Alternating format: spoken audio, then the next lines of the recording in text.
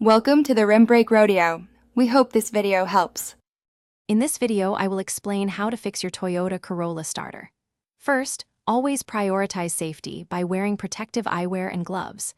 Begin by locating your car's battery and disconnecting the negative terminal, usually a black cable, using a 10mm wrench. This crucial step prevents accidental electrical shorts during the repair process. Next, gather your tools, including a socket set, a multimeter, and a wire brush. Before replacing anything, let's confirm the starter is the problem. Use a multimeter to check your battery's voltage. It should read at least 12.6 volts. A low battery can mimic starter issues. Next, inspect the starter's electrical connections for any corrosion or looseness. Sometimes, simply cleaning these contacts can resolve the issue. If the battery is good and connections are clean, you might have a faulty starter. Now, let's remove the old starter. The starter motor is usually found on the lower passenger side of the engine, often near the transmission. You will see two main electrical connections, a large battery cable and a smaller solenoid wire.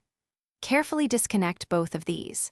Then, using a 12mm or 14mm socket, unbolt the 2 or 3 mounting bolts that secure the starter to the engine block. Installing the new starter is essentially the reverse of removal. Carefully position the new starter into place and hand tighten its 2 or 3 mounting bolts. Once aligned, fully tighten them to about 25 foot-pounds of torque. Reconnect the large battery cable and the smaller solenoid wire, ensuring they are snug.